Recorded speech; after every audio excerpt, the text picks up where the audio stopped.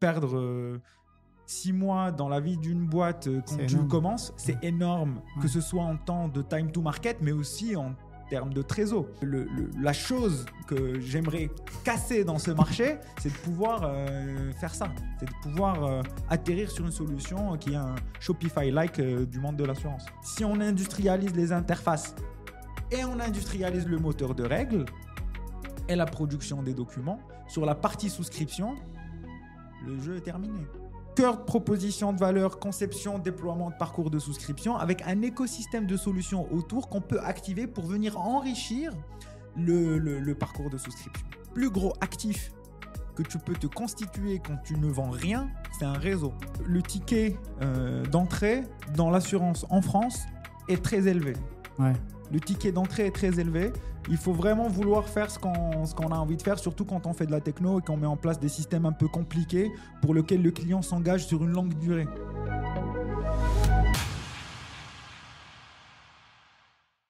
Souscrire une assurance, lancer un nouveau produit en quelques clics sans paperasse ni rendez-vous, ce qui semblait vraiment futuriste hier est en train de devenir la norme. Aujourd'hui, on plonge au cœur de la digitalisation du parcours de souscription. Quels sont les enjeux, les opportunités et les limites? Avec mon invité CEO de Kairos et acteur de cette transformation, on va décrypter comment la tech redessine l'assurance de demain. Bonjour Kees, comment tu vas? Ça va bien et toi Antoine? Très bien, écoute, je suis très heureux de t'accueillir pour ce premier numéro de la saison 2. Merci pour l'invitation. Dans un joli studio. Trop bien. Pour commencer, est-ce que tu pourrais te décrire dans la façon dont tu le souhaites? Moi, je m'appelle Kaïs Bouachik. Je suis effectivement, comme tu l'as bien dit, le fondateur et je dirige la boîte Kairos. Je suis arrivé dans le monde de l'assurance parce que je suis actuaire, donc j'ai fait des études de maths, d'actuariat. Et ensuite, j'ai bossé quelques temps pendant presque quelques premières années d'expérience dans un cabinet de conseil. Et ensuite, j'ai très vite entrepris en montant plusieurs boîtes, pas forcément que dans l'assurance. Ok. Globalement, finalement, j'ai fini par monter effectivement Kairos qui se spécialise dans la digitalisation des parcours de souscription. Avant d'aller plus loin, on va faire un petit jeu. Je vais te demander d'ouvrir la boîte. Allez. Et tu vas piocher un bout de papier. Alors, tu as 3 couleurs. Soit tu as des textes à trous, soit tu as un peu une question un peu juste pour le fun, ou alors une question un peu en coulisses, un peu personnelle sur ton parcours. Okay. Donc, à toi de piocher. On verra sur laquelle tu vas tomber. Alors, le jour où j'ai compris que je voulais travailler dans l'assurance, c'est quand j'ai découvert qu'il y avait beaucoup de maths dedans. On sent qu'il y a l'actuaire qui est là. C'est vrai que projections. C'est vrai que c'est les mathématiques qui m'ont amené vers l'actuariat. C'était un métier que je connaissais absolument pas. Ah ouais? Je connaissais absolument pas et j'ai toujours par contre j'ai toujours bien aimé résoudre des problèmes mathématiques. Ouais. Et comme je voulais me spécialiser dans quelque chose où en fait qui nécessitait principalement des compétences mathématiques, dans l'actuariat en fait partie, je me suis orienté naturellement vers l'actuariat. Vers l'actuariat. Du coup, on va parler un peu de ton parcours. Je sais que tu as eu un parcours, comme tu disais, cabinet de conseil en actuariat. Je crois que c'était chez Gallia, c'est ça? Absolument. Puis après, tu as eu une expérience aux US, à San Francisco. Oui. En tant que cofondeur, je crois, et CEO de Rohit, ça s'appelait comme ça? Exactement. Techstar, je crois. Ouais. Et maintenant, tu as fondé Kairos. Qu'est-ce qui t'a vraiment donné le déclic, en fin de compte, pour te lancer dans un peu l'assurtech ou l'insurtech avec Kairos? Alors, avec Kairos, c'était pour moi je voulais absolument entreprendre dans l'assurance. Donc, en tout début de carrière, en fait, quand j'ai quitté mon CDI et que je voulais entreprendre, j'ai commencé par tenter des choses dans le monde de l'assurance. Okay. C'était la toute première solution en fait, que j'avais testée, c'était un chatbot sur Facebook Messenger qui faisait de l'acquisition de leads. Okay. Donc, c'était simplement aller chercher les prospects sur Facebook Messenger, pouvoir leur demander leurs besoins, collecter les données, les mettre en relation avec une boîte d'assurance. Et donc ça, je l'avais commencé en 2017, ça n'avait pas beaucoup fonctionné. Et puis, j'avais senti que, en fait, dans le monde de l'assurance, pour entreprendre, il faut en tout cas, c'était mon sentiment à l'époque, c'était que c'était un monde où l'entrepreneuriat, c'est des cycles de développement qui sont plutôt longs. C'est-à-dire qu'il faut aller chercher 2-3 années d'expérience pour pouvoir se constituer un réseau. Et c'est que finalement, à travers le réseau qu'on arrive à vraiment entreprendre. Donc, c'est là où en 2017, en fait, je suis allé entreprendre dans d'autres industries où finalement le time to market des produits et les changements, les gens qui bossent dans les industries sont beaucoup plus jeunes et où c'était à l'époque beaucoup plus facilement financé qu'aujourd'hui. Donc, j'ai entrepris pendant plusieurs années dans d'autres industries, mais j'avais toujours cette envie d'entreprendre dans l'assurance. Et donc, avec un peu plus d'expérience, quand j'en ai eu l'opportunité, je suis revenu pour monter Keros, mais c'était une évidence pour moi depuis le début. Et alors, du coup, est-ce que tu pourrais nous expliquer l'activité principale de Keros ? Ouais. Juste en complément de ma réponse à la question d'avant, ce qui m'a donné envie d'entreprendre dans l'assurance, c'est naturellement le fait de vouloir entreprendre en général et le fait que je sois actuaire qui donne quand même une certaine affinité avec le monde de l'assurance naturellement. Et puis, pourquoi exactement dans l'expérience client et la digitalisation des parcours, et d'ailleurs quand on parle parcours, ça peut être des parcours de souscription ou des parcours de déclaration de sinistre ou autre, c'est vraiment j'ai découvert, le moment où j'ai découvert comment est-ce que était gérée la distribution des produits d'assurance aujourd'hui par plusieurs acteurs qui font plusieurs centaines de millions d'euros sur le marché. Quand j'ai vu l'expérience qui était proposée au client final et la complexité de souscrire un produit, de choisir des garanties et de pouvoir avoir une garantie et être couvert finalement, je me suis dit, on est quand même à des années-lumière par rapport à ce que j'ai vu dans ma boîte d'avant, qui était une boîte de dating où l'UX ou l'expérience utilisateur, c'est ce qu'il y a de plus poussé sur le marché. Je me suis dit qu'il y a absolument quelque chose à ramener, à hériter de ces autres industries, que ce soit le dating ou l'e-commerce, et à packager dans une solution et à la proposer pour les assureurs. Et donc, c'était ça vraiment le déclic métier, on va dire, entre guillemets. Ok. Et du coup, pour lancer Keros, est-ce que tu as fait une levée de fonds ou pas du tout ? Alors, on a eu un tout petit peu de financement au début, mais vraiment rien du tout. Keros, c'est une boîte qui est bootstrappée depuis le début. Donc, on a eu un tout petit peu de fonds, moins de 100 000 euros au début pour amorcer. Et puis, on a été en bootstrap et très vite rentable sur Keros. Ok, donc tu n'as pas eu besoin de pitcher face à des investisseurs ou... Alors, non, je n'ai pas forcément eu besoin de pitcher face à des investisseurs, pas parce que ça a marché, mais j'avais comme plan de pitcher, ça a marché et j'en ai pas eu besoin. C'est vraiment par choix stratégique de me dire être rentable quand on le peut sur un modèle de boîte est plus intéressant que d'aller lever des fonds. Et ça, j'en parle par expérience parce que pour mes boîtes d'avant, j'avais levé pas mal de fonds. Et en fait, une boîte tech, quand ça lève des fonds, c'est des contraintes, c'est une vie en fait qu'on choisit. Les fonds de VC, quand ils te donnent des fonds, en fait, tu dois leur proposer un plan pour aller dépenser tout l'argent et ils te mettent de la pression pour aller dépenser cet argent selon un plan de growth qui est bien défini parce que leur but, c'est de faire du x50. Donc, ils te poussent toujours pour aller dépenser l'argent et aller en chercher d'autres. Et donc, tu rentres dans une dynamique en fait d'opération de boîte qui est un peu formatée pour aller vers du x50. Et ce qui n'est pas forcément un style de management ou de vie que moi, j'ai apprécié lors de mes boîtes précédentes. Alors, des fois, c'est nécessaire, il faut absolument le faire parce que ça ne le permet pas. Mais par contre, je pense que pour n'importe quel entrepreneur, dès qu'il peut envisager un plan de rentabilité qui lui permette d'investir pour développer et de vivre, le meilleur chemin, c'est la renta. Ouais, c'est pas côté investisseur. En plus, comme tu dis, si tu as une pression, tu es moins agile, non ? Tu peux moins faire ce que tu as envie. tu as une vision plus VC du coup et moi une vision, Alors, ta propre vision du métier, enfin de ce que tu veux faire dans ta startup ou autre. alors, clairement, tu as moins de flexibilité. Tu as Ok. moins de flexibilité par rapport à tes propres décisions. Ouais. Parce que quand tu rentres dans un schéma de VC, en fait, le schéma de VC, il est quand même assez structuré en termes de comment la vie de la boîte va se dérouler. Comment Ok. la vie de la boîte va se dérouler quand tu lèves des fonds. La vie se déroule toujours d'à peu près la même manière. Tu prends les fonds, tu dois les dépenser entre 12 et 24 mois selon les plans de VC, selon les plans que tu te définis avec le VC. Et ils vont toujours pousser pour que ça aille...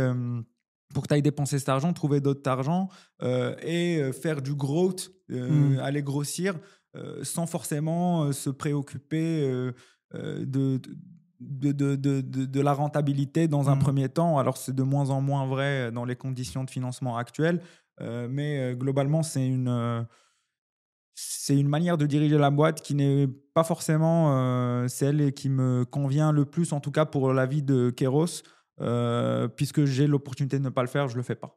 Et du coup, bah, là, en lançant Keros, tu as lancé Keros depuis combien de temps là? Là, Keros, en France, Keros existe depuis 2023. Ok. Donc, depuis 2023, on a commencé à bosser avec des clients français en implémentant le logiciel en France. Mais on a bossé avec des clients dans l'assurance dans d'autres pays avant d'arriver en France et sur à peu près les mêmes problématiques. Et du coup, les problématiques, on va en parler. Quand tu lances une boîte, je pense que tu as quand même des couacs, des problématiques. Est-ce que tu as des anecdotes de galères que tu as rencontrées au cours du lancement de la boîte? Ah, j'en ai plein. Celle qui t'a le plus marqué? Des gros problèmes? Ouais. Alors, c'est des problèmes qui font partie de la vie d'une boîte. Par exemple, l'une des toutes premières personnes que j'ai recrutées tech, c'était un gars qui était arrivé, qui sur papier avait énormément d'expérience. Son pitch était bon, son discours était bon. Il est rentré, on lui a donné bien évidemment un salaire qui correspond à son expérience. Et puis, en fait, il nous a trimballé pendant vraiment 6 mois Ok. avec pas beaucoup de production par rapport à son niveau. Voilà, et donc des dépenses. Ces 6 mois de son salaire, ce qui était quand même assez élevé. Ces 6 mois de temps qu'on a perdu avec des choses qui ne sortaient pas forcément et des histoires qui se racontaient. Et ça, perdre 6 mois dans la vie d'une boîte quand tu commences, c'est énorme, que ce soit en temps de time to market, mais aussi en termes de trésor. Donc ça, compliqué. Effectivement, c'est pas que c'est aussi de notre faute en fait de pas avoir déceler ça assez rapidement. Mais oui, c'est grosse problématique. Quand ça t'arrive et que tu es beaucoup plus évolué, que tu as de le trésor, il n'y a pas de problème. Quand ça t'arrive au tout début, ça peut vraiment mettre la boîte en péril, quoi. Ouais. Et quand tu as lancé Keros, tu me disais déjà là, tu avais quand même de l'appétence, tu vois, pour le secteur de l'assurance, parce que tu es quand même actuaire. Tu as quand même une belle vision de ce que tu dis. Est-ce que toi, tu as vraiment un gros mythe en fait, de l'assurance que tu as vraiment envie de casser avec Keros? Ouais. Alors moi, vraiment la vision de la boîte, pour moi, est très simple. Quand on prend le monde du e-commerce, quand on prend le monde du e-commerce et quand on voit ce qui s'est passé dans le monde du e-commerce entre 2005 et 2017 et qu'on l'analyse, eh bien, on se rend compte que en 2007-2008, pour avoir un site e-commerce, pouvoir vendre des t-shirts ou des chaussettes, etc., c'était compliqué parce qu'il fallait développer le site web, il fallait développer le back-office. C'était compliqué techniquement parlant, mais aussi fonctionnellement, il fallait mettre en place des équipes, etc., pour pouvoir le faire. 2014, 2015, 2013, alors apparition de premières solutions. 2015, 2016, industrialisation de tous ces processus et packaging d'une solution qui vient répondre vraiment à l'ensemble des problématiques des e-commerçants, qui est Shopify. Ouais. Donc Shopify aujourd'hui sur le marché en 2016-2017 jusqu'à aujourd'hui, ce que ça permet de faire, c'est que toi, tu as une boutique où tu vends des t-shirts. Pour commencer à vendre tes t-shirts en ligne, c'est une question littéralement d'une journée. Ouais. Si tu mets les bonnes ressources, une journée, tu peux avoir un premier t-shirt qui est vendu et une campagne publicitaire qui tourne. Aujourd'hui, dans le monde de l'assurance, quand on veut mettre sur le marché un nouveau produit d'assurance, ce n'est pas totalement la même histoire. Ouais. Mais ce qui est intéressant, c'est que depuis 2018-2019, on a l'apparition de plein de nouveaux modèles de distribution qui permettent de mettre le produit sur les marchés beaucoup plus rapidement. Et c'est les modèles des courtiers grossistes, en fait, des courtiers qui sont venus se positionner au-dessus des assureurs et en mettant de la technologie qui leur permet d'être agiles pour commencer à distribuer des produits plus facilement et plus rapidement.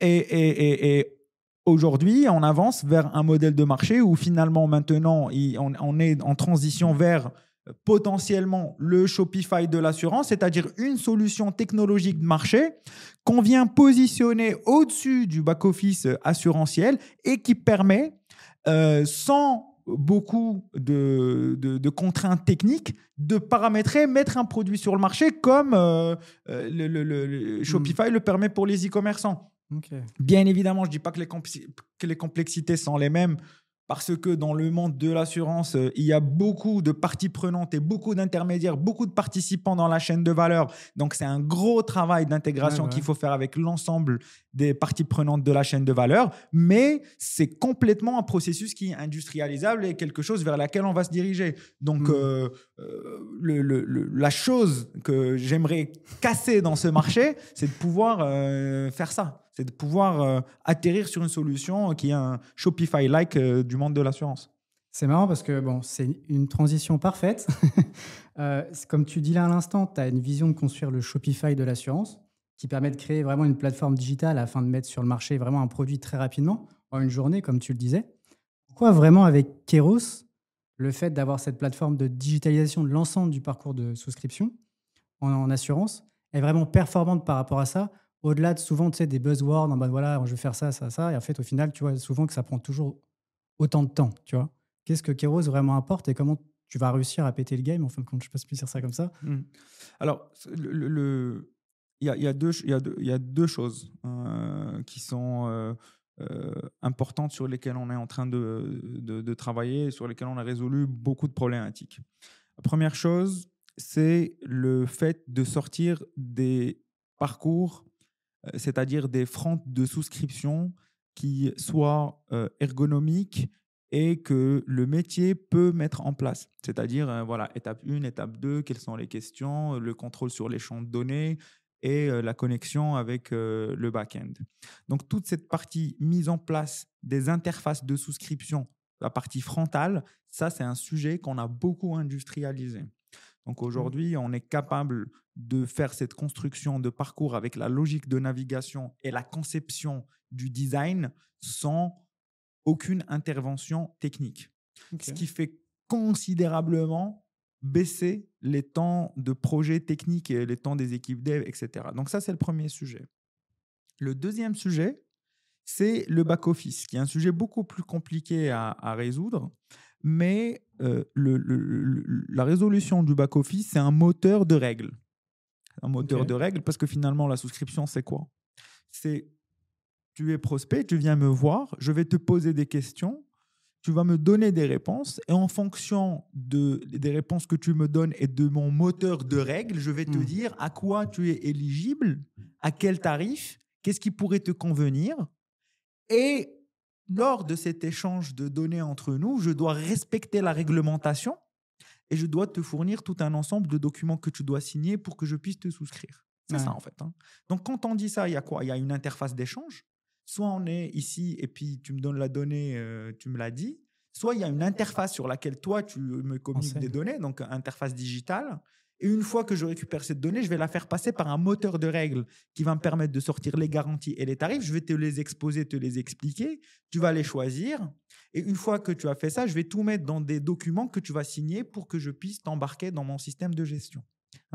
Et donc, si on industrialise les interfaces et on industrialise le moteur de règles et la production des documents, sur la partie souscription, le jeu est terminé. C'est ça le sujet. Donc en fait, c'est tout ce que tu me dis là, signature, c'est DocuSign, c'est ça? Enfin, tu signes à distance, ces éléments-là, les contrats, etc. Exactement. En fait, il y a effectivement sur la chaîne de valeur de la souscription, la signature électronique arrive en fin de processus pour venir finaliser la souscription. Mais pendant toute la vie de la découverte du produit, la communication des données, il y a des interfaces et un moteur de règles qui permettent de donner les bonnes garanties. Quand tu viens, par exemple, tu viens de déménager, tu vas me dire, je viens de déménager dans le 18e, dans un appart où il y a 2 chambres, 60 mètres carrés, ceci, cela, c'est quoi les objets de valeur que j'ai, etc. Et je vais aller te chercher les garanties qu'il te faut. Tu vas les choisir. Ensuite, je vais pouvoir te demander de payer la première cotisation, de sortir les documents et te dire bienvenue, tu es couvert. C'est ça le truc. Et ça, c'est un enjeu effectivement de données, de règles de gestion et d'interface utilisateur, d'expérience utilisateur sur l'écran. Et ça, en fait, là, tu me parlais quand même, on avait un temps qui est assez long quand tu veux souscrire quelque chose en papier, encore des fois avec des assureurs un peu traditionnels, entre guillemets. Là, maintenant, avec ta solution, le délai moyen en fait, de lancement d'un produit, il est de combien de temps en fin de compte? Alors, le délai moyen de lancement d'un nouveau produit sur des produits individuels simples, il peut être de 2 semaines, de 3 semaines. En fait, il y a 2 choses. Il y a la première mise en place d'un nouveau produit individuel, où là, c'est pour la première fois qu'on découvre le client, on doit mettre en place l'ensemble des éditiques et brancher l'ensemble de ces systèmes d'information. Et là, ça prend un peu plus de temps en fonction des systèmes avec lesquels on doit s'intégrer. Et ensuite, une fois qu'on est intégré, mettre en place un nouveau produit, ça prend effectivement 2-3 semaines. C'est que du paramétrage. Donc en fait, c'est tout bénef pour une boîte qui travaille avec vous pour lancer un produit que ce soit plus rapide que si c'est un peu des process internes et la mise à jour en interne des différents process, absolument. Les algos, etc. Absolument. C'est exactement ça notre proposition de valeur et pourquoi les gens nous prennent. C'est parce qu'on permet de déployer des produits plus vite, donc il y a un time to market qui est beaucoup plus accéléré et qui coûte moins cher. Et là, aujourd'hui, vous faites des partenariats, tu as des collabs avec des gros groupes dans l'industrie ou c'est plus des petites mutuelles qui veulent se lancer avec vous? Ouais. Alors, la majorité de nos clients, c'est des mutuelles aujourd'hui qui sont de moyenne taille. On va dire 100, 200, 300 millions d'euros de primes collectées. C'est ces mutuelles qui ont des enjeux sur cette typologie de sujets. On travaille avec eux sur l'ensemble du processus de A à Z. C'est les mutuelles qui vont venir chercher une refonte complète de leur système de souscription pour venir optimiser les temps de traitement pour leurs conseillers et optimiser aussi leur acquisition digitale pour aller faire de la conquête. Donc, faire de la conquête, développer du chiffre d'affaires et optimiser le temps de traitement pour les conseillers. Grosse cible sur le cœur du logiciel. Et puis ensuite, avec des plus grosses structures, on va aller chercher d'autres typologies de produits. C'est l'ouverture de nouveaux canaux. Donc, pour des plus gros acteurs, on permet par exemple d'aller faire de la souscription sur de nouveaux canaux d'acquisition, typiquement sur du conversationnel dans les réseaux sociaux intégrés. On va intégrer des agents virtuels IA dans les processus de souscription pour apporter du support de souscription. Donc, c'est des acteurs qui sont beaucoup plus développés en termes de parcours et de digitalisation et qui vont plutôt aller chercher à optimiser les taux de conversion plutôt que de tout refondre et recommencer dès le début, parce qu'ils ont déjà tout un socle qui est mis en place et on vient juste l'optimiser. Ok. Et par rapport à ça, est-ce que, parce que là, le fait de digitaliser, ça aide aussi tout ce qui est KYC, la compliance, etc. Ouais. Vous apportez aussi des choses sur ce levier-là? Absolument. Alors, c'est une très bonne question parce que ce qu'on fait très concrètement, c'est que nous, on a une plateforme qui est le socle des parcours de souscription. Donc, on permet de déployer les parcours de souscription et autour des parcours, il y a tout un écosystème de solutions qui viennent se plugger sur le parcours pour en augmenter l'usage, l'utilisation, les fonctionnalités. Donc, exemple concret, par exemple, sur tout ce qui est vérification de documents, nos parcours permettent de collecter des documents, bien évidemment, les pièces justificatives des prospects qui viennent souscrire. Et on a un module de vérification et de contrôle des données et des documents. Et en fait, ce processus-là, par exemple, on a une solution avec qui on travaille qui s'appelle DocTeller, avec laquelle on est intégré. Donc, c'est un outil qu'on vient activer dans Kairos. Et quand on l'a activé, ça permet de venir vérifier qu'une pièce d'identité, c'est bien une pièce d'identité, qu'elle n'est pas expirée, que le RIB correspond bien au nom du souscripteur et tout un tas de vérifications. Et donc, pour les solutions de KYC, pareil, on a des partenariats avec des solutions qui apportent des solutions de KYC et qui sont directement activables à partir de Kairos.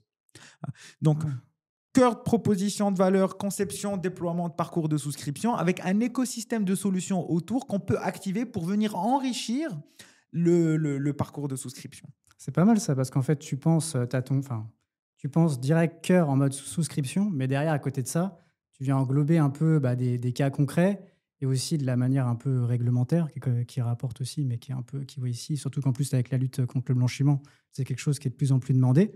Donc forcément, après, une mutuelle ou autre, c'est intéressant pour elle quand c'est de petite taille d'avoir ces solutions-là, non? Enfin, en tout cas, ça apporte un plus. Bien et tu sûr. envisages d'autres systèmes en plug à côté ou pour le moment, tu es arrivé vraiment à une vision globale et tu veux pas aller encore plus loin? Ou tu as encore des projets en cours de te dire, je vais aller Non, rajouter ça on a plein de projets en cours. On a plein de projets en cours et en réalité, en fait, cette partie, elle ne s'arrête presque jamais parce qu'il y a toujours des nouvelles choses qu'on a envie d'intégrer, des nouveaux services qui apparaissent et qu'on a envie de proposer à nos clients. Et ça, c'est aussi l'intérêt de venir chercher une plateforme qui agrège un ensemble de services. C'est-à-dire que quand on travaille avec quelqu'un, il ne doit pas ou il n'a plus le travail d'aller benchmarker toutes les solutions qui existent sur le marché pour pouvoir les mettre en place. À travers nous, il a accès à énormément de solutions. Et on a déjà négocié les tarifs, on a négocié les deals, c'est directement intégré dans nos parcours de souscription et donc on facilite l'accès à ce type de solution à travers notre plateforme qui agit finalement comme un agrégateur de produits qui viennent se plugger au parcours. Et moi, j'ai quand même une question aussi, c'est quand tu vas travailler avec une mutuelle, quand tu vas bosser avec un courtier qui a multiples produits aussi, qui bien souvent peut-être un peu plus qu'une mutuelle parce qu'il collabore avec d'autres assureurs, c'est plus compliqué vers un courtier ou une mutuelle ou pour toi c'est la même vision et tu n'as pas les mêmes difficultés? Quand je travaille avec une mutuelle ou quand je travaille avec un courtier? Alors, alors globalement, quand je travaille avec une mutuelle, c'est la mutuelle qui porte le risque, qui porte les produits. Okay. C'est-à-dire que c'est leurs produits et ils les distribuent de deux manières. Soit en direct, donc à travers leur réseau d'agents, et en direct à travers un parcours self-care qui est utilisé par les prospects. Et ils vont distribuer aussi à travers les courtiers. Okay.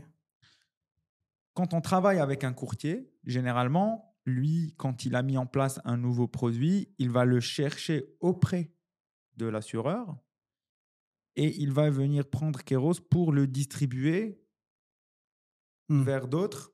Et la différence, c'est que la mutuelle, on sait très bien qu'on doit se connecter avec leur système de gestion en interne quand ils font de la gestion.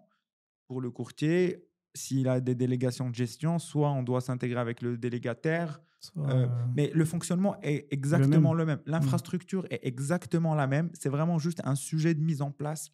Comment est-ce qu'on met en place les choses la première fois, comment est-ce qu'on s'intègre? Bien évidemment, il y a des modifications sur les éditiques, ce n'est pas les mêmes. Il y a plein de règles qui ne sont pas les mêmes, mais c'est la même infrastructure technologique qui traite les deux.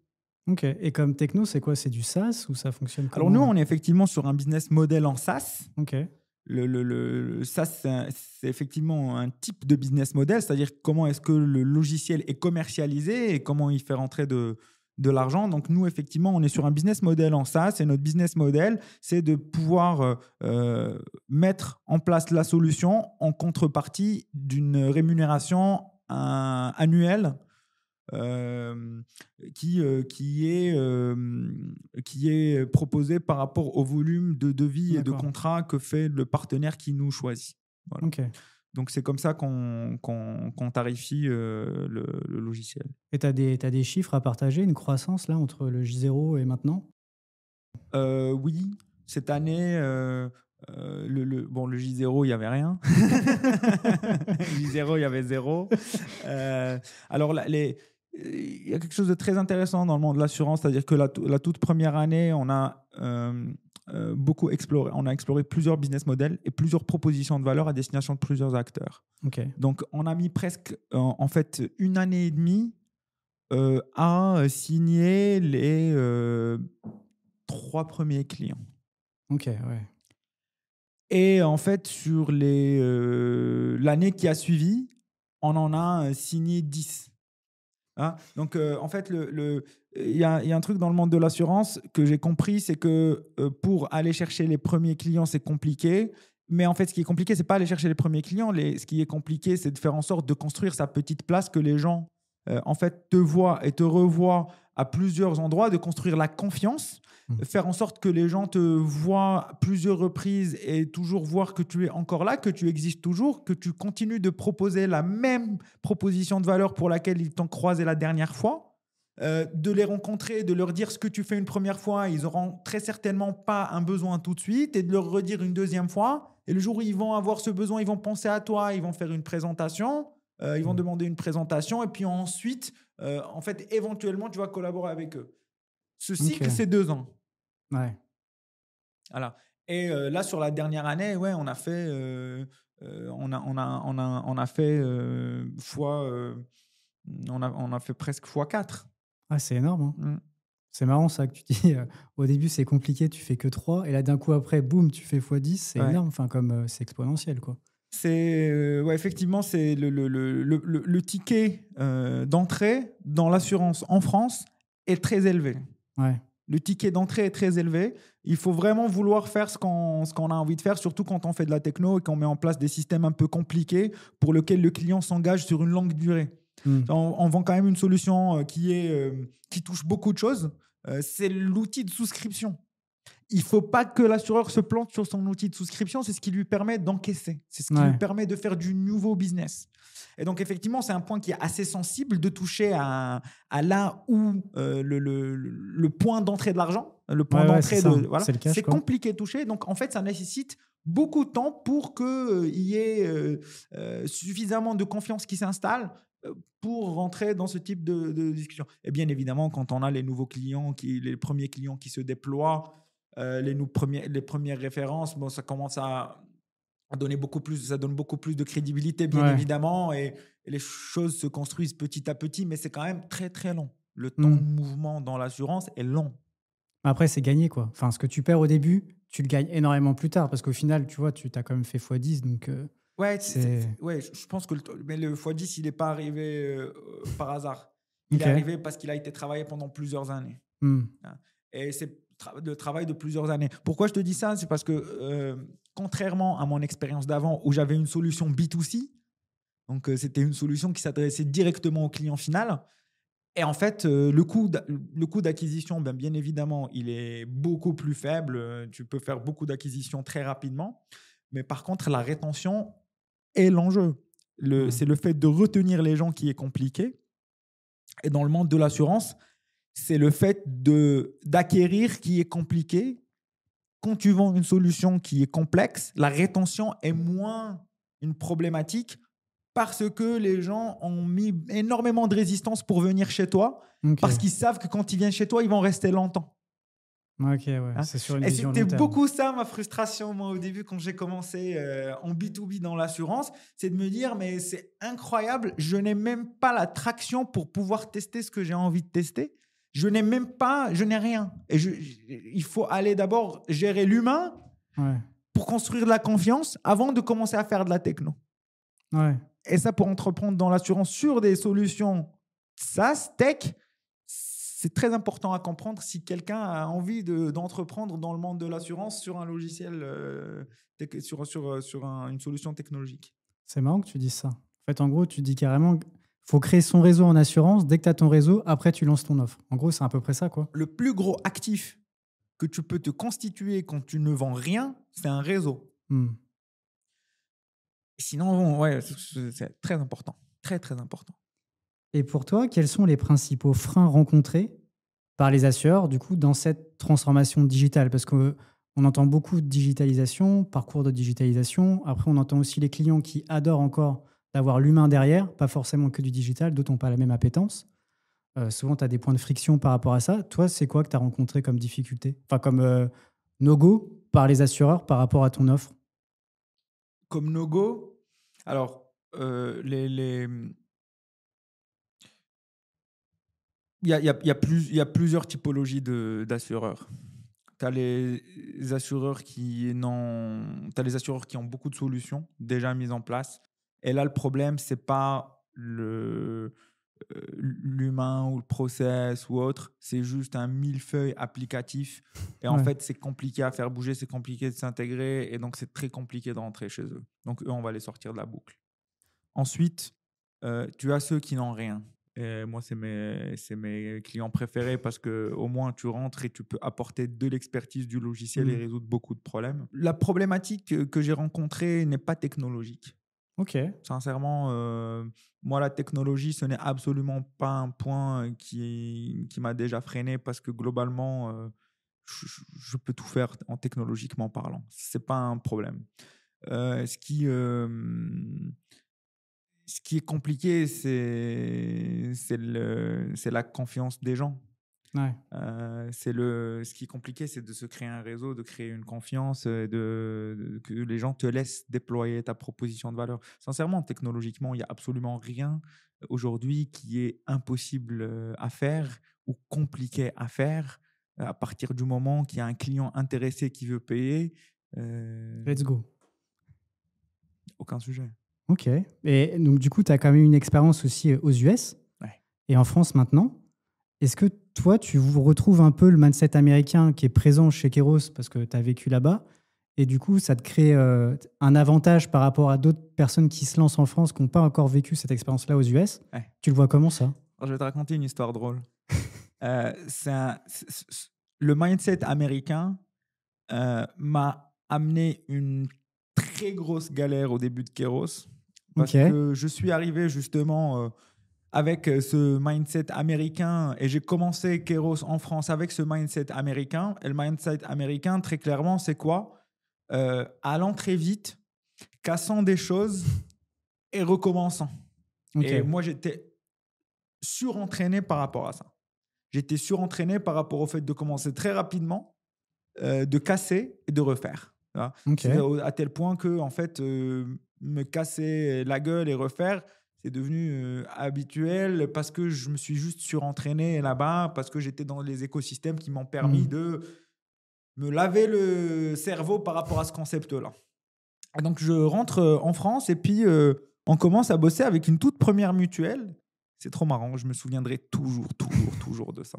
On commence à travailler avec une première mutuelle, et ben moi, même mindset. Ils me demandent de résoudre le problème, machin, etc. On déploie très rapidement. Et bien évidemment, moi, je sais très bien que ce que j'ai déployé très rapidement, je leur ai dit, je vais déployer très rapidement et je vais observer les résultats et je vais continuer à redéployer jusqu'à passer de ça à ça. Donc, c'est ce qui s'est passé. Donc, je leur ai dit ça. Au début, je leur ai dit ça parce que j'avais quand même un associé au début de l'aventure qui était très bien entraîné dans le monde de l'assurance en France et qui m'avait quand même bien prévenu sur le fait de ne pas fonctionner comme... voilà.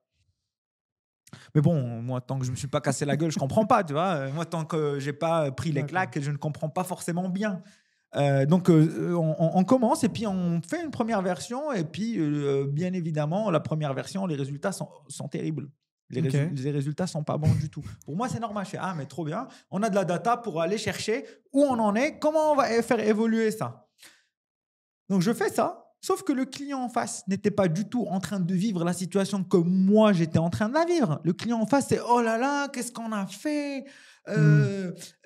C'est pas possible, c'est trop compliqué, etc. » Et donc, réunion de crise, tu vois, réunion de crise. Je me déplace, je pars chez eux. Mais qu'est-ce qui c'est pas possible, ça marche pas, ça ne fonctionne pas. Et je leur ai dit, c'est justement ça le concept. On va très vite. Ça ne fonctionne pas, on comprend et on itère.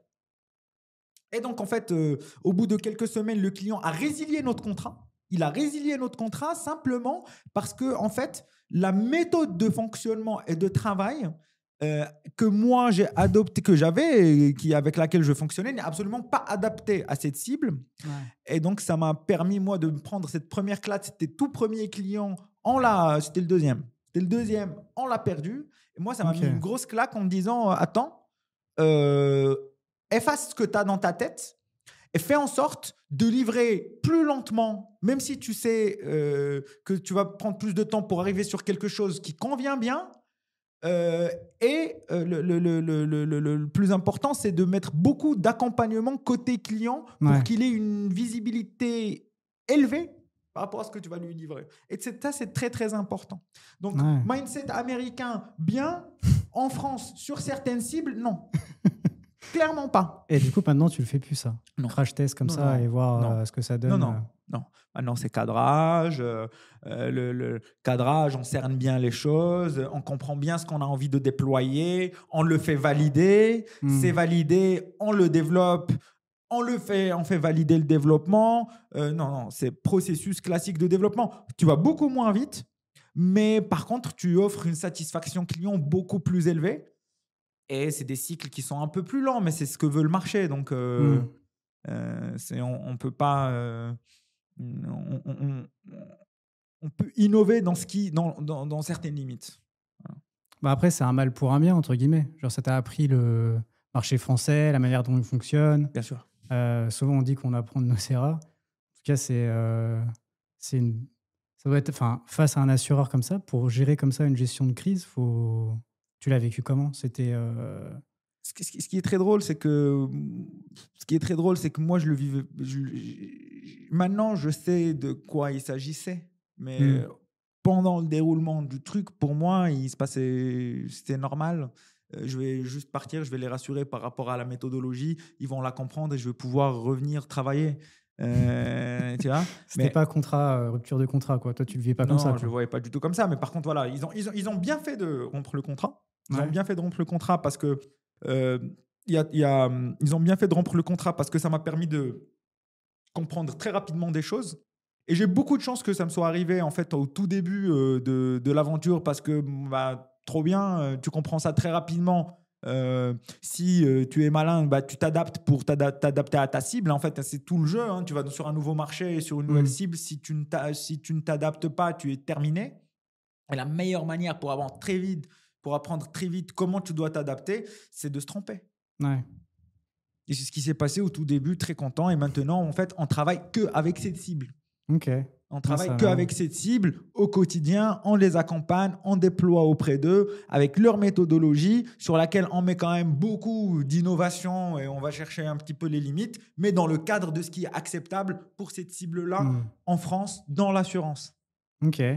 Alors maintenant, on va changer un peu, mais si tu devais associer une chanson à l'ensemble de ton parcours professionnel, ça serait quoi? Oh là là. Une chanson à l'ensemble de mon parcours. Actuellement, ouais. Même à l'aventure de Kéros, quoi. Enfin, une chanson. Je dirais. Il y a une chanson, mais je me souviens plus trop du nom. C'est la chanson de dire ne jamais abandonner.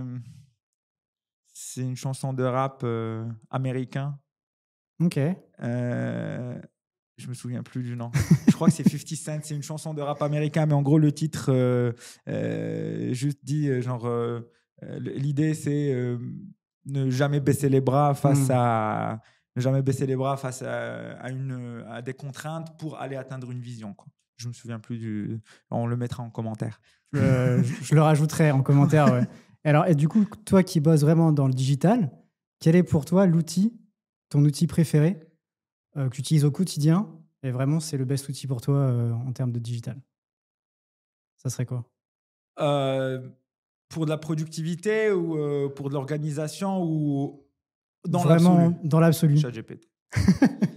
Ok. Il n'y a pas de sujet. Il n'y a pas de sujet, ChatGPT. Il n'y a Ouais. absolument aucun sujet. Pour toi, ça, c'est l'avenir, quoi. Moi, en termes de... Il y a un truc trop drôle. J'étais à une soutenance aujourd'hui, Okay. là, avant de venir ici. On a dit la date aujourd'hui? Putain, ils vont savoir c'était qui. J'étais à une soutenance aujourd'hui. Les gens avec qui j'étais à la soutenance, ils avaient peur que je sois tout seul dans la boîte parce que en fait, du début de mon accompagnement jusqu'à aujourd'hui, ils n'ont vu que moi sur tous les fronts. Ils me voient sur LinkedIn, ils me voient sur les vidéos, le contenu que je leur fais. On a fait une réponse à un appel d'offres énorme, en fait, et je fais tout. Et en fait, ils m'ont demandé s'ils pouvaient voir les équipes. Donc, je leur dis, voilà, on est temps, machin, etc. Est-ce qu'on peut voir les équipes? Je leur dis, mais bien évidemment, vous allez voir les équipes. Et en fait, le truc, c'est que je trouve très drôle le fait de encore faire en sorte de mesurer la réussite d'une boîte par rapport au nombre de personnes qui bossent dedans. Ouais. Toi, si tu regardes en fait la dernière interview de Sam Altman de GPT, il a dit sur les 5 prochaines années, on va voir apparaître des boîtes qui font 1 milliard avec une personne. Grâce à ChatGPT. Grâce à l'IA, aux nouvelles techno, etc. Et donc, tout ça pour te dire que avec les outils, je suis bien équipé, moi, d'outils sur différentes problématiques, productivité, organisation. Voilà, j'ai des outils sur différentes choses. Et très clairement, si je n'étais pas bien équipé, on serait peut-être en sales marketing, peut-être 5 ou 6. Ouais. Très clairement. Et en fait, le sujet aujourd'hui, c'est oui, c'est pour moi ChatGPT. Bon, ChatGPT parce que tu m'en as demandé un dans l'absolu, mais sincèrement aujourd'hui avec les différentes IA, faire les specs, les produits, automatisation des tests du logiciel. Voilà, la seule chose sur laquelle c'est très compliqué d'aller chercher de l'automatisation, c'est la relation client où il y a de l'humain. Mais même les reporting clients, l'état d'avancement des tâches des clients, le fait de les notifier, leur donner de la visibilité, tout ça, c'est automatisable. Ce qui n'est pas automatisable, c'est viens, on va boire un verre. Tu peux pas envoyer ChatGPT boire un verre, tu vois. C'est pas possible encore. On sait jamais, même si ça se trouve, les Japonais ou les Chinois vont se lancer avec des robots. Tout le reste, il y a énormément de choses à apporter. Donc, assureur, demander la qualité du service, demander des références par rapport aux clients existants, comment est-ce qu'ils sont traités, comment est-ce que leurs demandes sont traitées. Qu'on soit 2 ou 3 et qu'un concurrent soit 15 dans l'équipe, la question est très simple. C'est juste qu'il va vous faire payer 6 fois plus cher ce qu'on va vous faire payer, nous, parce qu'on a industrialisé un ensemble de choses, quoi. C'est très important. Et ça, dans l'assurance, c'est pas encore acté, quoi. C'est pas encore acté, mais absolument pas. Absolument pas. C'est-à-dire que c'est plus simple de facturer 5 fois plus et de mettre 5 personnes parce qu'on vient à 5. Et tu vois qu'il y a 5 personnes. Tu sais très bien qu'on est à Paris et que les salaires, c'est au moins ça. Tu sais très bien que... voilà. Donc, tu te dis oui, on va payer parce que les gens sont venus quand même ici, ils sont en costume, etc. Ils sont 5, ils touchent 60K en moyenne. Il y a au moins 3... Tu vois. Ça rassure, quoi. Rassure. Mais ça va changer. Et du coup, quelle est la leçon la plus importante que tu as vraiment apprise, là, en lançant Kairos, et que tu voudrais partager à tout le monde? La leçon, une leçon, si je devais prendre une leçon entrepreneuriale, dans le monde de l'assurance, c'est qu'aujourd'hui, ça n'a jamais été aussi simple d'entreprendre et de lancer des boîtes aujourd'hui dans le monde de l'assurance qu'en 2000, ça n'a jamais été aussi simple qu'en 2025 et ce qui va arriver. Il y a un temps pour entrer, mais par contre, pour entreprendre, il y a tellement de problématiques, tellement de choses à optimiser et tellement d'outils aujourd'hui qui nous permettent d'entreprendre que il faut y aller. Il faut y aller. La tech coûte de moins en moins cher et mon plus gros apprentissage quand même du monde de l'assurance, c'est que les acteurs sont quand même ouverts à expérimenter, à tester des choses et il y a des opportunités pour aller chercher pour aller chercher du business dans l'assurance. Donc, entrepreneurialement parlant, c'est un monde où il y a absolument de l'opportunité. C'est un très bon moment pour y aller. Entrepreneurialement parlant, c'est mon apprentissage sur mon expérimentation entrepreneuriale dans le monde de l'assurance. Personnellement, un des plus gros apprentissages que j'ai eu sur les 3 dernières années, il est plus humain. Il est plus humain par rapport au changement de culture, changement de culture des clients. Ce changement de culture des clients, en fait, c'est un apprentissage où finalement, en fait, le sujet, c'est quoi? C'est des fois, tu ne peux pas apporter beaucoup de choses rapidement à des gens parce qu'ils pensent que c'est Pas possible. pas possible. Ok. Tu es obligé de ralentir dans ce que tu apportes pour faire en sorte que leurs émotions restent dans un intervalle. Si ça sort, ça commence à paraître comme étant de l'arnaque ou pas possible, c'est beaucoup trop bien vendu, c'est impossible, etc. Ce qui est complètement contraire à ce qu'on peut voir aux US et ce qui est complètement bizarre. Ouais. Tu vois. Mais en fait, humainement parlant, il faut identifier dans quel intervalle on se situe et quel est le max de cet intervalle-là. Et quand tu parles à quelqu'un, tu te mets dans le max de l'intervalle que tu as identifié et pas le max de ton intervalle à toi. Parce que humainement, tu pourrais passer d'un bon gars à un vendeur de tapis. Ok. Clairement. Donc, voilà. Et alors, est-ce que tu aurais des recommandations de livres ou podcasts ou, qui t'ont aidé au cours de ta carrière ou même personnelle? Oui. Alors, un livre qui m'a beaucoup aidé, c'est le livre sur les habitudes. Comment il s'appelle? J'ai du mal avec les noms. On mettra en commentaire aussi. Habits. Non, attends. J'ai oublié. J'ai oublié. Alors, je te donnerai le nom qu'on mettra. Mais c'est un livre autour des habitudes. Qu'on se met dans notre vie, de la discipline qu'on se met dans notre vie, et comment est-ce que le fait d'améliorer 1% de quelque chose tous les jours fait qu'à la fin de l'année, on a amélioré ce truc-là au global 36 fois, ce qui est énorme. Ce qui est énorme. Et que les petits changements au quotidien font des grands résultats compoundés sur plusieurs mois, plusieurs années. Voilà, donc ça, c'est l'un des livres qui a eu beaucoup d'impact sur ma vie personnelle et sur ma vie plutôt business. J'en ai plein des bouquins, mais le dernier que j'ai lu, qui est un bouquin plutôt de sales, qui est un bouquin plutôt de vente. C'est un bouquin du sales. J'ai pas non plus. C'est incroyable. J'ai du mal avec les noms de tout.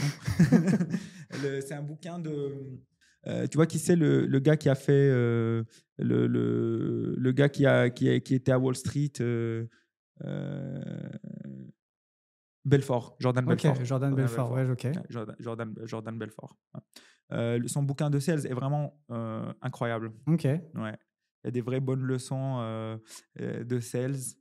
Et j'ai appris énormément de choses de ce bouquin-là. Ok. Donc je recommande pour tous les gens qui rentrent dans des ventes un peu B2B ou pas que, mais technique de vente. Je le rajouterai en commentaire. Bon, alors, tu es actuaire, mais je pense que tu dois aimer le sport. Oui. Et si ton métier était un sport, quel serait-il? Ping-pong. Ok. Ouais. Du coup, tu as regardé les JO avec les frères. Comment ils s'appellent déjà? Oui. Là, c'est moi qui ai perdu le prénom. Ouais, avec les frères. Ouais. Et j'ai beaucoup joué au ping-pong. J'ai beaucoup joué au ping-pong quand j'étais plus jeune, et j'ai joué j'ai joué quand j'étais au Maroc. Ok. Et j'ai fait plusieurs championnats du Maroc. Ah ouais. Ouais. Donc là, on met une table, tu me bats direct, quoi. À mon avis, c'est sûr. Je sais pas c'est quoi ton niveau, mais. Moi, je suis à un niveau, mais très très bas. Ah, c'est sûr, oui. Et si tu voulais faire passer un message, en tout cas, à toi-même, le premier jour où tu t'es lancé vraiment dans cette aventure-là, ça serait quoi? Si je voulais un message que je me dirais, c'est le réseau plus important que la technique. Ok. Ouais. Alors qu'on parle à un mathématicien. Ah, mais c'est le réseau. En fait, il y a deux choses. C'est le réseau est plus important que la technique. Ça, c'est ce que je dirais à moi du début de cette boîte-là. C'est-à-dire, va d'abord développer un réseau et fais en sorte d'écouter les besoins et fais des propositions de valeur sur des besoins, même quand tu n'as pas encore développé des choses concrètes. et un oui de principe que si jamais je te ramène ça dans 3 mois, est-ce que tu le prendrais de chez moi pour tel prix? Un oui de principe avec quelqu'un, un engagement sur un POC, un mini truc et ensuite commence à construire des choses. Mmh. Et donc vendre d'abord, développer après. Pas Ouais. l'inverse. Dans le monde de l'assurance. Et si je devais me donner un message plus globalement de quand j'avais 20 ans, c'est effectivement un message qui rejoint un peu ce message-là, mais je rajouterais simplement que l'exposition à l'ambition plus le réseau sont supérieurs à la technique. OK. Ce que je veux dire par l'exposition à l'ambition plus le réseau, c'est-à-dire le fait d'être dans un cercle où tout le monde est ambitieux, tu vois, où on te dit que en fait ici vous êtes tous des gars qui vont être les top 1% de la population, de la société, qui vont changer le monde, etc. Et que en plus tout le monde autour de toi est aligné sur ça. Ça, c'est l'exposition à l'ambition. C'est un levier très puissant qui est utilisé dans Mmh. les grandes écoles de commerce. Moi, j'ai fait Berkeley. Quand on était à Berkeley, c'est une religion d'exposition à l'ambition où ils viennent te mettre vraiment dans ta tête que tu vas être parmi les gens qui vont changer le monde de demain et ils te le font OK. comprendre et ils s'assurent que tu l'as bien compris. C'est OK. très important. Et puis surtout, le réseau autour de toi, des gens qui ont déjà fait des choses, tu vois, ou qui font des choses et qui vont te permettre d'aller chercher des propositions de valeur, de tester, de te mettre en relation. Pour moi, ces deux combinés sont beaucoup plus importants que la technique. OK. Après, je suis très biaisé parce que j'ai beaucoup commencé par la technique et que je suis à la base un actuaire, donc un technicien, un mathématicien, et que je suis ensuite passé sur ces choses-là. Mais en tout cas, pour entreprendre, le réseau, l'exposition à l'ambition, pour moi, sont largement supérieurs à la technique, parce que la technique, ça se paye. Ouais. L'exposition à l'ambition et le réseau, l'exposition à l'ambition, ça modifie la personnalité. Mmh. Et la personnalité que tu as qui te pousse à aller faire des choses, même si tu payes ce que tu veux, si tu n'as pas vécu des choses qui ont enhance ta personnalité ne changera pas. Ouais. La technique, un mathématicien qui sait faire des fichiers Excel et calculer des choses, on va aller payer un cabinet de conseil, ils vont nous mettre à dispo Ouais. un actuel. C'est marrant que tu dis ça. Bah, après, tu as quand même pas mal de réseaux d'affaires dans l'assurance, je trouve. Oui, Je sais pas si ça t'a aidé aussi bien ou? sûr, bien sûr. Alors, réseau d'affaires, au début, forcément, t'as pas beaucoup euh,